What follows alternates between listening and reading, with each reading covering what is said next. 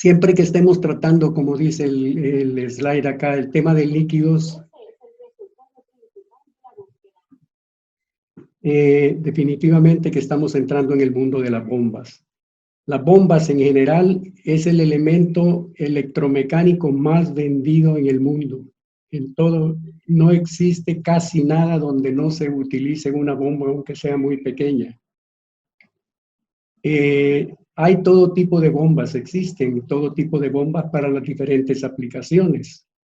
Pero como decía, cuando estamos hablando ya de fluidos, de líquidos específicamente, independientemente del que sea, estamos en el tema de las bombas.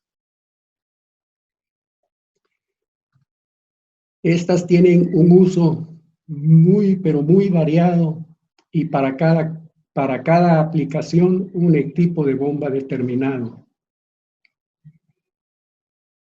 En la industria cementera, en las petroquímicas, en la agroindustria, en la industria papeleras, en las maquilas. Es increíble el número de bombas que existen en el mundo. Es el elemento electromecánico, como lo dije antes, más vendido de todos los tipos de máquina. En este caso, para poder conversar sobre lo que son el ahorro energético, vamos a tratarlo con las bombas centrífugas. En sí, la bomba es un sistema pasivo que necesita de un elemento activo, motor eléctrico de combustible, para cumplir con su misión. La bomba es un convertidor de energía que transforma la energía mecánica en energía cinética, que esto lo convierte a la velocidad del fluido y presión o altura.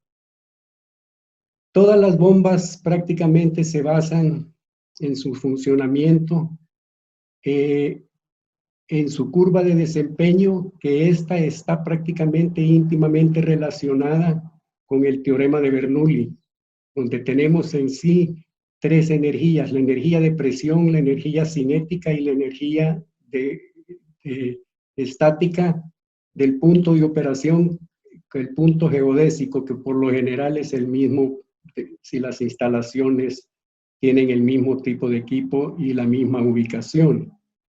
El producto de estas tres energías es una constante. Es decir, que si baja la presión, tiene que subir el flujo si la ubicación geodésica no cambia. ¿Cómo funciona la bomba centrífuga? A través de un eje se le da impulso o movimiento al impulsor, que puede ser de diferentes tipos dependiendo del fluido que se va a movilizar y la aplicación que esto va a tener. Como su nombre lo dice, las bombas centrífugas, que es el elemento mecánico más utilizado, se basa precisamente en el movimiento de un elemento giratorio, que es en este caso el rodete o impulsor.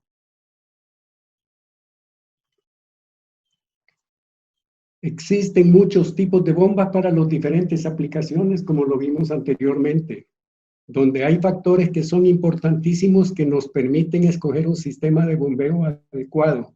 Muchas veces tenemos el inconveniente en algunas oportunidades cuando el usuario nos pide una bomba y simplemente nos dice: necesito una bomba de 5 caballos o 10 caballos, pero hay que tener en cuenta que con la potencia puede ser cientos de bombas los que pueden estar funcionando, aunque no necesariamente con las condiciones que el cliente requiere. Es importantísimo cuando se busca una bomba, la presión de trabajo de la bomba, que incluye la presión del proceso. Si hay intercambiadores de calor, tiene que haber una caída de presión, la velocidad de bombeo, el caudal, el tipo de fluido, la temperatura, la viscosidad y la compatibilidad con los materiales de la bomba. La presión de trabajo es importante, dependiendo inclusive cuál es el fin último de lo que va a tener este fluido, y del tipo de trabajo y del tipo de circuito hidráulico que tiene para poder desempeñar su labor. La presión del proceso es lo que le exige el proceso a la bomba. La velocidad de bombeo, el caudal que necesita el proceso, el tipo de líquido, la temperatura importante para los materiales de la bomba, la viscosidad, porque no todas las bombas centrífugas pueden mover líquidos viscosos, y la compatibilidad con los materiales de la bomba. ¿Cómo se genera la curva de una bomba? Partiendo de la presión máxima de trabajo a válvula cerrada, se puede definitivamente hacer un gráfico abriendo poco a poco esa válvula.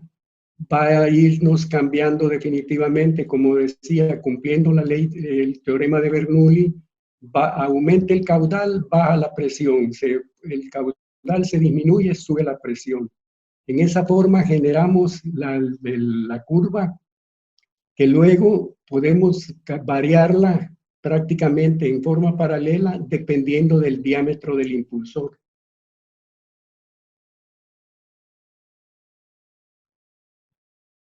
Esta es una curva típica de desempeño de una bomba centrífuga. Una bomba que está trabajando con 957 galones por minuto con una carga de 425 pies. Esto es típico para todo el tipo de bombas centrífugas.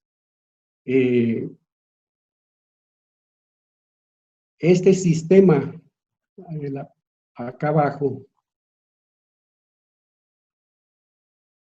este sistema acá,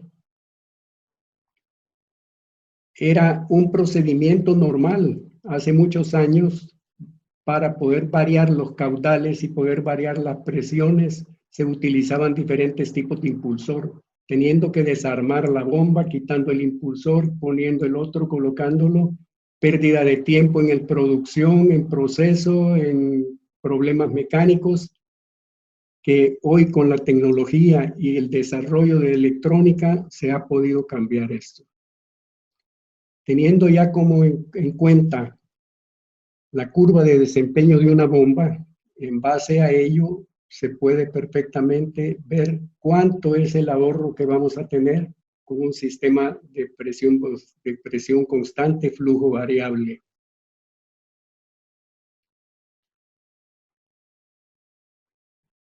Esta es una bomba de 4×3 con un impulsor de 11 pulgadas girando a 3.500 revoluciones.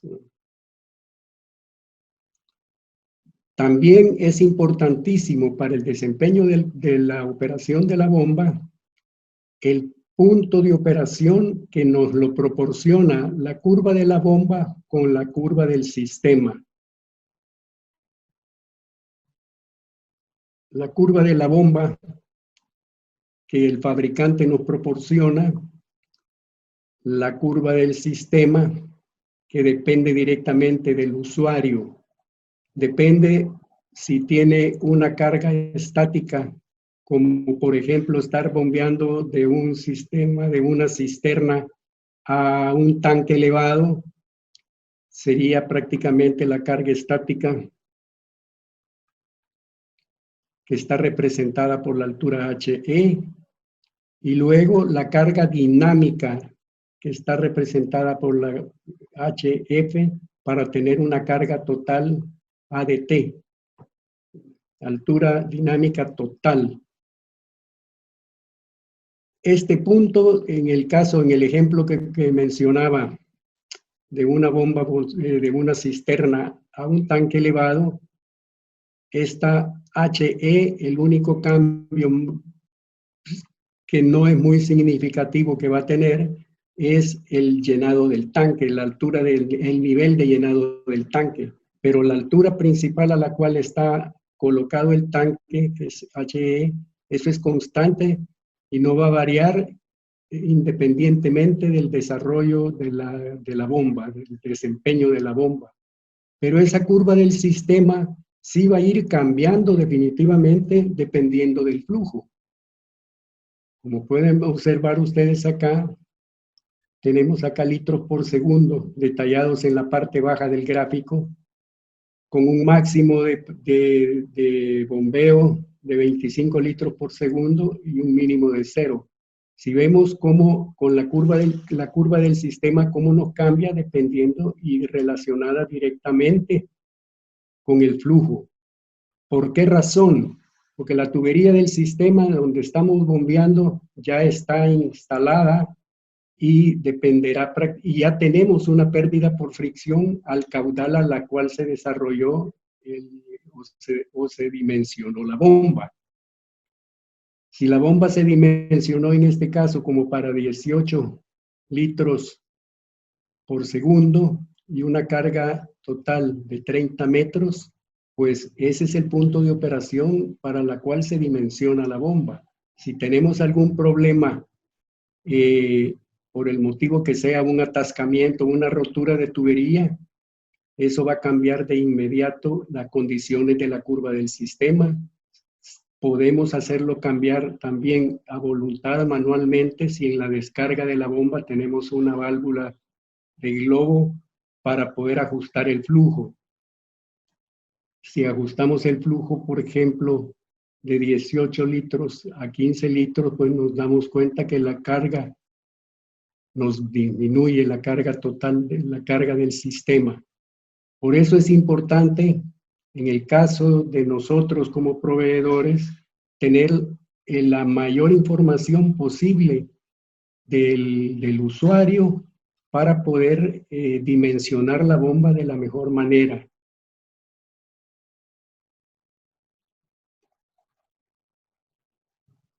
Este es como les mencioné antes, este es un sistema que se utilizó hace muchos años atrás, precisamente para poder tener diferentes presiones de trabajo. En este caso, por ejemplo, una bomba que se necesita que nos dé 800 litros por segundo, pero dependiendo del proceso, necesita una presión y en otro caso otra presión. Con el impulsor de 549 milímetros tenemos una carga, estamos hablando de 32 metros, y con el impulsor de 483 milímetros, la carga aproximadamente de 22 metros. ¿Cómo? Cambiando el impulsor, parando el proceso.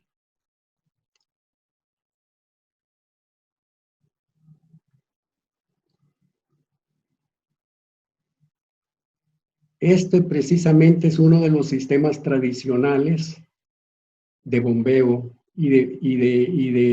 para los diferentes usos que pueda tenerse. ¿Qué sucede con esto? La bomba arranca a su máxima velocidad y se mantiene operando así independientemente de si necesita más o menos fluido el proceso. Para eso tiene los tanques hidroneumáticos que son acumuladores para permitir que la bomba tenga su descanso.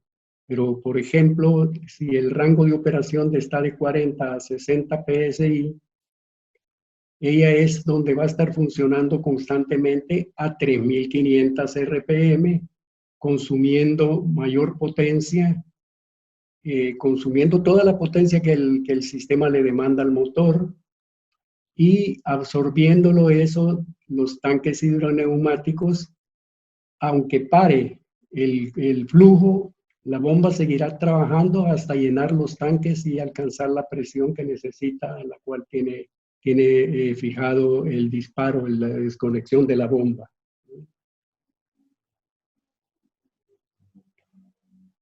Esto nos lleva la relación que vimos antes acá, de cómo podemos cambiar la carga que puede desarrollar la bomba cambiando el impulsor. Eso podemos, y es lo que aplica actualmente los variadores de frecuencia, y basados en esto es que fueron diseñados precisamente para el ahorro energético en las bombas. Para todas las bombas centrífugas, independientemente de su tamaño, existen lo que se le llama las leyes de afinidad. Cuando cambian algún parámetro en el funcionamiento de la bomba, ¿cómo afecta este cambio sobre los otros parámetros que están relacionados directamente con el funcionamiento de la bomba? Existen prácticamente las relaciones matemáticas, no prácticamente, existen de hecho las relaciones matemáticas que nos ayudan a predecir cómo impactarán los cambios, qué se dará con la bomba, qué se dará con el equipo que la mueve, con el motor eléctrico, el motor de combustible, qué pasa con cada una de las variables que influyen en el comportamiento y en el desempeño de la bomba. A eso son lo que se le llaman las leyes de afinidad. Y de acuerdo a la variable que se modifica, pueden ser clasificadas cuando la velocidad cambia o cuando el diámetro cambia. Cuando tenemos una bomba funcionando a 3.500 RPM con un caudal de 100 galones por minuto, si nosotros cambiamos a 1.750 ese motor, en la misma relación que tiene el cambio de velocidad de 3.500 a 1.750, en esa misma forma va a cambiar los 100 galones por minuto en la relación, en la misma relación que tenemos de la velocidad de las RPM, asimismo nos va a cambiar la relación que tenemos de caudal. Es una relación directa. Posteriormente, y si nosotros también tenemos un cambio en la velocidad de 3.500 a 1.750, un cambio tremendamente drástico, nos encontramos que siempre la relación de carga que va a poder manejar la bomba es igual a la relación de velocidades, pero al cuadrado. Y si tenemos también para la misma ley de afinidad con la potencia, la misma relación de velocidad se relaciona directamente también con la potencia, pero al cubo.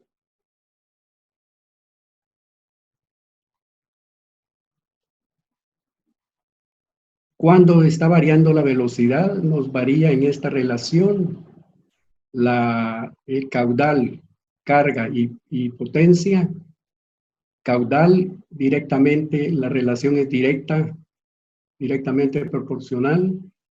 La carga tiene una influencia de la relación al cuadrado y la potencia la relación al cubo. Y cuando el diámetro del impulsor varía, que es el caso que vimos como se utilizaba mucho antes, la relación de diámetros de la bomba 1 a la bomba 2 es exactamente igual, directa a la relación del caudal Q1, Q2. Y de igual manera el de la relación del diámetro para la carga es al cuadrado y la relación de potencia es al cubo.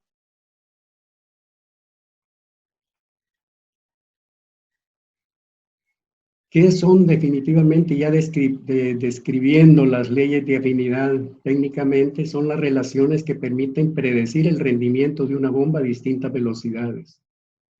Cuando se cambia la velocidad, el caudal varía directamente con la velocidad. La altura varía en razón directa al cuadrado de la velocidad y la potencia absorbida varía en razón directa al cubo de la velocidad.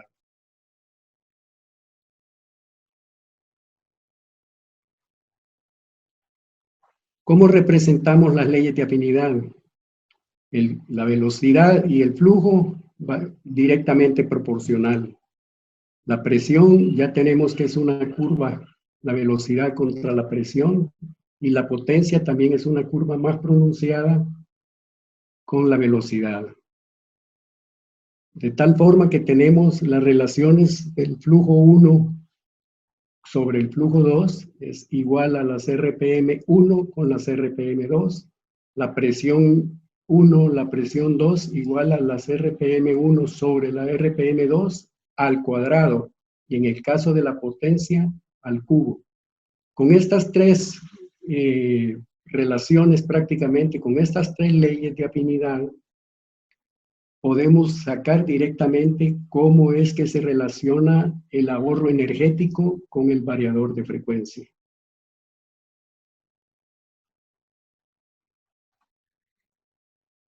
Como ejemplo, reduciendo la velocidad en un 50% del flujo, la carga y la potencia serán el flujo final, flujo inicial dividido entre 2, carga final, carga inicial dividida entre 4 y la potencia, potencia inicial dividida entre 8. Esto poniendo de una carga mayor y como dice acá el ejemplo, 50% del flujo. Es la forma en que se comporta con las leyes de afinidad.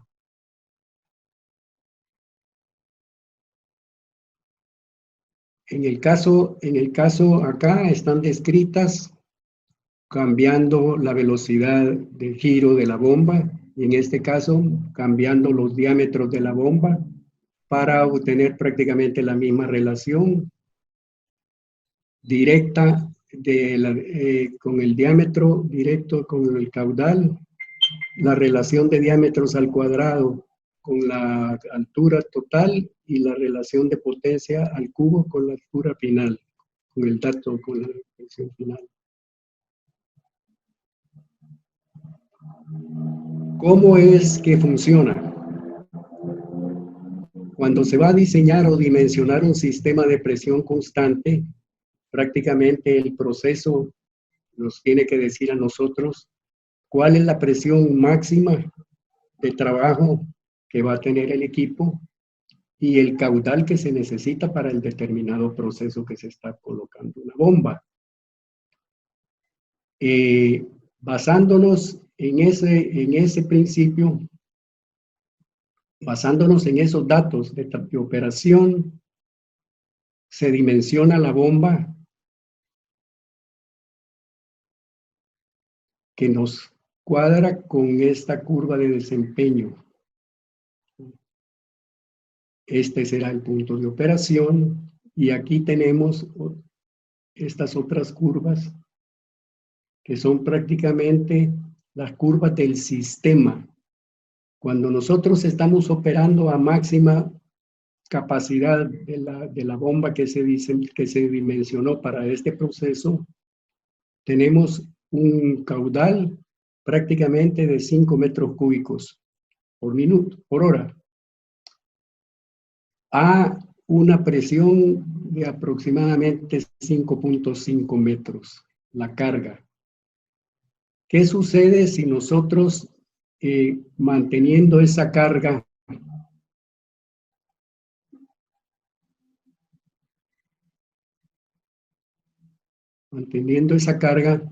nos trasladamos a este punto a 3 metros, a 13 metros cúbicos por hora? ¿Qué es lo primero que va a cambiar en este sistema? Ya las pérdidas por fricción en la tubería, o sea, la carga dinámica va a cambiar, porque estamos utilizando las tuberías principales del proceso, pero el flujo lo estamos disminuyendo. Al disminuir el flujo, la resistencia, las pérdidas por fricción del fluido en esa tubería es menor. Y ahí entonces comienza prácticamente a funcionar los variadores de frecuencia. Sensa la presión y pone a girar la bomba en la velocidad necesaria para mantenerlo en la carga que nosotros le hemos dado como punto de operación.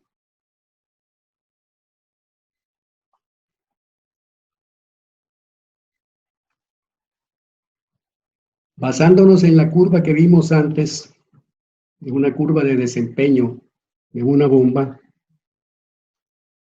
El punto de operación lo tenemos muy cerca al punto de máxima eficiencia. Esto es importante, tratar de mantenerse en esta zona, 10% arriba, 10% abajo, inclusive pues un poco más. Y hay momentos en que la bomba tiene que funcionar y que por más movimientos que se le den o que se trate de dimensionar de diferente forma, no siempre se logra trabajar dentro de este rango, pero es lo que nosotros debemos de buscarle para ofrecerle al cliente la mejor opción. Pero volviendo al tema, esta bomba tiene un caudal de 1000 galones por minuto y una carga de 400 pies. Esto está supuesto para trabajar en una urbanización.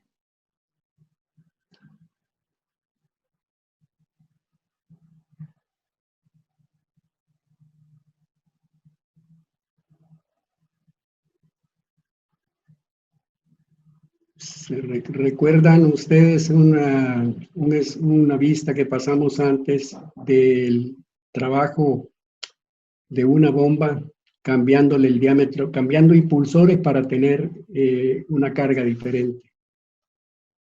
En este caso, tenemos que variamos la velocidad para mantener la carga, pero partiendo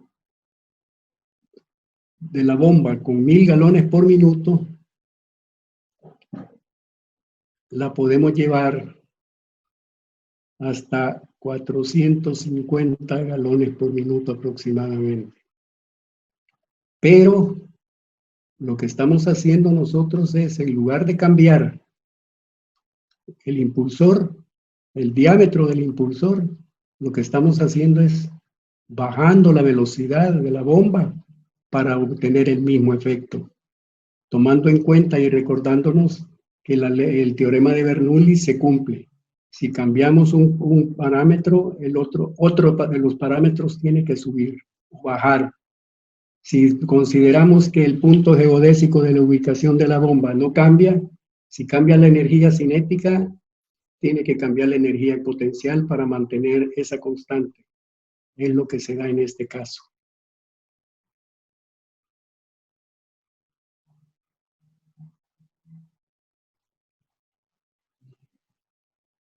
Ahorro de energía con la ley de afinidad.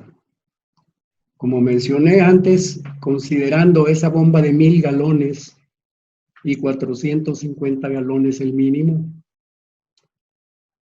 una urbanización, 5000 casas que consumen entre 450 y 1000 galones por minuto.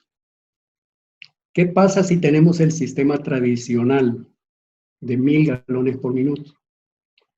Para comenzar la inversión inicial, que supuestamente es más barato, vamos a tener que tener una serie de tanques hidroneumáticos que nos van a estar proporcionando momentáneamente, supliendo la cantidad de galones que necesita la urbanización cuando el sistema esté en operación. Los 1000 galones generalmente se van a consumir en las horas pico. Por lo general, en la mañana, todo el mundo se está bañando, está desayunando, y al final del día también la cena y todo el resto de actividades que ya pues conocemos. Y el consumo mínimo cuando durante la mitad del día, mediodía, media mañana, media tarde, donde solamente las señoras o las amas de casa están en sus labores cotidianas, pues el consumo de agua es 450 galones por minuto. Pero de todas formas, ¿qué es lo que hace la bomba? Arranca, bueno, suponiendo que trabaje entre 40 y 60 psi, que la bomba arranca cuando la presión baja a 40, aunque el consumo sea 450, ella va a arrancar porque esos 450 galones fueron suplidos por los tanques hidroneumáticos mientras la bomba estuvo parada. pero sigue supliendo la bomba a los 450, pero está bombeando 1000 porque el resto de 450 a 1000 lo está metiendo en los tanques hidroneumáticos y girando a 3550 RPM. Aplicando las leyes de afinidad que vimos anteriormente, ¿cuántas RPM necesita realmente esa bomba para darnos los 450 galones por minuto? Tenemos la relación de 450 sobre 1000, que es igual a la relación de 3550, y eso nos da un resultado que la bomba debería de girar a 1598, 1600 RPM. Ya conociendo las RPM que se necesita realmente para dar el caudal de 450, aplicamos las leyes de afinidad para la potencia. La potencia, habíamos dicho, lo vimos antes, que está relacionada con el cubo de la velocidad. Tenemos la potencia 2 sobre la potencia 1.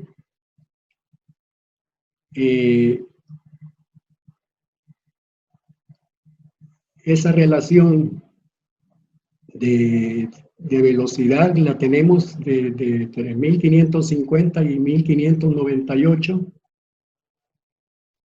Y la potencia, si lo vimos antes, como lo vimos antes, voy a retroceder un poco.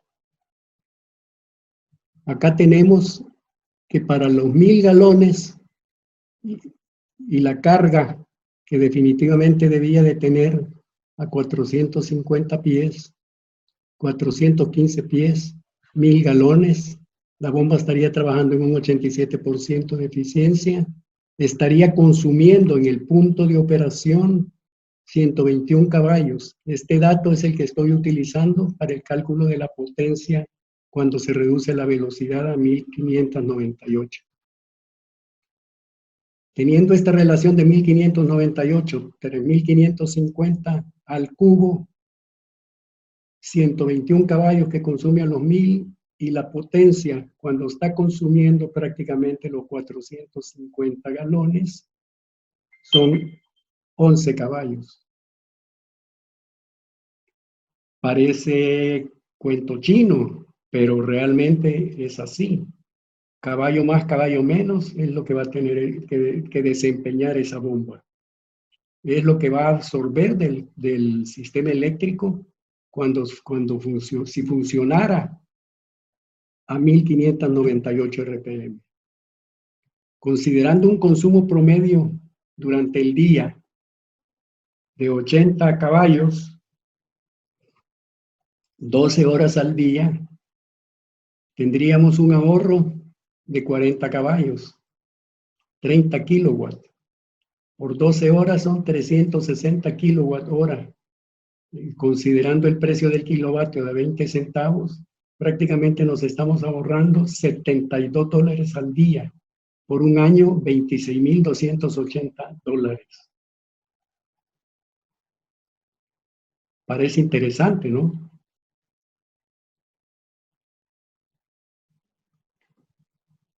¿Cómo ajustamos la velocidad rotacional de la bomba? Pues bueno, existen muchas formas de hacerlo realmente. Reductores, engranajes, poleas. Eso era como lo que se utilizaba antes. Se sigue utilizando definitivamente. ¿Qué se hace en algunos sitios? En lugar de cambiar el diámetro del impulsor, cambiando impulsor, pues cambian los diámetros de las poleas, que es más fácil para no desarmar la bomba. Pero siempre eso es pérdida de tiempo. Y actualmente, ya desde hace unos años para acá, una de las formas más comunes es a través del motor eléctrico controlado por un variador de frecuencia. ¿Qué es en sí el variador de frecuencia?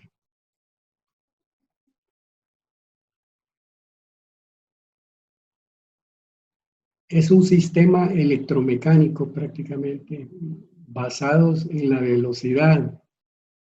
El sistema de presión constante, perdón, no el variador de frecuencia. El sistema de presión constante Está basada con el variador de frecuencia y un transmisor capaz de mantener constante la presión de un fluido en un circuito hidráulico a partir de la regulación de la velocidad de los motores de las bombas. ¿Cómo podemos nosotros garantizar que un sistema se va a mantener? Pues teniendo los controles necesarios.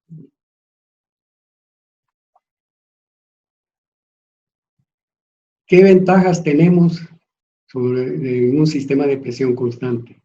Incremento en la calidad del servicio. Operación sencilla, características de control avanzado, el arranque del sistema por medio del variador que controla la corriente y el estrés mecánico al que se ven expuestos los motores y bombas en el momento de arranque de una bomba que está a 3500 con un arrancador normal. Calculen ustedes el esfuerzo que existe en el momento del arranque, en el segundo del arranque, si tenemos un impulsor de 13 pulgadas, de 2 pulgadas de espesor, el peso que tiene, ir de 0 RPM a 3500 RPM, rodamientos, ejes, qué sé yo, todo lo que pueda dañarse en este caso. Luego, pues, definitivamente las ventajas, ahorro energético y los costos reducidos en mantenimiento, sellos, rodamientos, en general, todo lo que es en sí la bomba, con sus partes internas. ¿Qué es el sistema de presión constante? ¿En qué consiste? Pues definitivamente un panel de control más complicado, menos complicado, dependiendo de lo que el usuario necesita, de los controles y de los datos que necesita y la operación propiamente del equipo.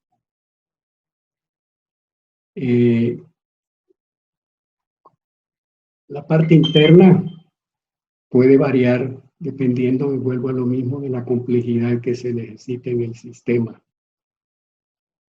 Panel de control por fuera, panel de control por dentro. Acá alcanzamos a ver dos variadores de frecuencia, contactores, protecciones, desconexiones, las regletas de alambrado. ¿Y cuáles son las partes de esto? La alimentación al variador de frecuencia alterna, corriente alterna, pasando por un rectificador. Del rectificador nos sale media onda. Luego, a través del condensador, nos vuelve a pasar prácticamente a una onda continua.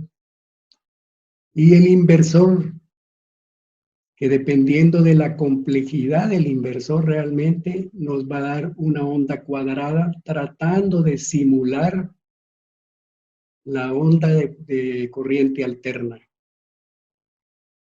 la onda senoidal de corriente alterna. Por supuesto, el control para las tres partes del variador de frecuencia. Acá está un poco más explícito. Tenemos que entra la señal de 230 trifásico, 460 trifásico al variador de frecuencia, al controlador. Este equipo, prácticamente, el variador de frecuencia,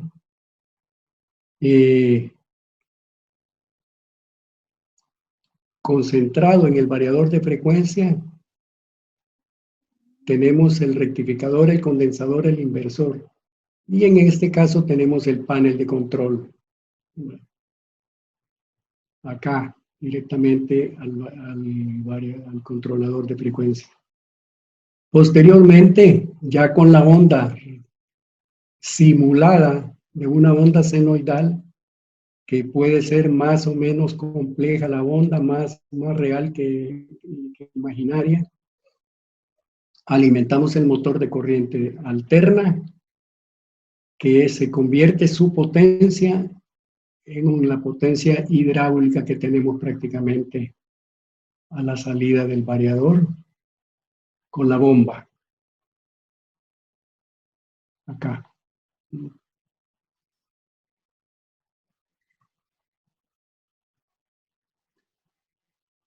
¿Qué más se necesita para el sistema de presión constante? Indiscutiblemente la bomba centrífuga,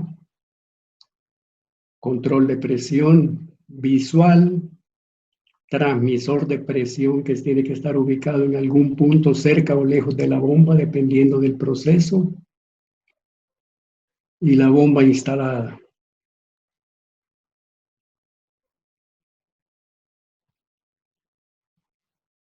Tenemos que considerar también, para que esto funcione adecuadamente, evitar errores que son muy comunes en las instalaciones y en el montaje de equipos de bombeo. Es importante definitivamente que se cumpla con ciertos requisitos, porque lamentablemente se hacen a veces visitas a algunas plantas y la instalación de las bombas deja mucho que desear, como que fuera un elemento no tan importante en el ámbito de la planta de que se trate. Pero podemos clasificar los errores más comunes en mecánicos, eléctricos e hidráulicos, que influye enormemente en el desempeño de la bomba y en el comportamiento de sus elementos internos, como son los rodamientos, el sello. El sello es una de las partes internas de la bomba, que cuando la bomba no está funcionando como debe de ser, es de las primeras piezas que se rompen o se desgastan prematuramente. Errores mecánicos: la base para la bomba, tuberías de succión y descarga, alineamiento de la bomba con el motor y la bomba cuando se trata de eje libre. En el caso de las bombas, motobombas, el alineamiento pues no es problema, pero sí el resto de problemas mecánicos. Y en el caso de una bomba eje libre, el alineamiento motor-bomba es importantísimo. Si está mal alineado, va a vibrar la bomba, va a vibrar el motor, se va a desgastar el sello si es que no se rompe, los rodamientos se van a dañar rápidamente, tanto de la bomba como del motor. ¿A qué nos referimos o a qué me refiero cuando tengo con tubería de succión y descarga? ¿Quién dirige la instalación? Definitivamente la bomba, no la bomba tenemos que acomodarla a la instalación. Encontramos muchas veces que al quitar los pernos, ya sea del lado de la succión o en la descarga, al quitar el último perno, pues la tubería se desplaza hacia un lado, lo que llamamos un efecto resorte, que para poderla acoplar de nuevo a la bomba tenemos que hacerle fuerza, tenemos que meterle pines o destornillador, cualquier cosa para que nos mantenga la tubería en su sitio mientras terminamos de enroscarla, de acoplarla, tanto en la descarga como en la succión. Muchas veces vemos también, tanto en la descarga como en la succión, que hay tramos de tubería que a la descarga de la bomba, que sube 3, 4 metros, y luego van horizontales, y la tubería que está arriba con la tubería que sube de la descarga está prácticamente soportando la bomba. No hay ningún soporte que mantenga la tubería en su sitio, sino que la bomba es la que lo está soportando. Eso, por muy pequeñas que sean, deforma la bomba. Esas cargas la deforman y las tolerancias internas son tan pequeñas que roza el impulsor contra la carcasa, el sello rápidamente se daña, rodamientos igual. Problemas eléctricos: protección del motor no adecuado, conductores eléctricos no adecuados y protecciones por falla de fase, alto voltaje, bajo voltaje, alto amperaje. Son los errores más comunes eléctricos. Los errores hidráulicos. Este es un caso típico de cómo debe de estar instalada una bomba cuando está con una succión positiva, que está alimentándose de un tanque a nivel de piso o un tanque elevado, pero succión positiva, succión inundada, como también se conoce, que son las normas que deberían de regir la instalación de cualquier sistema de bombeo.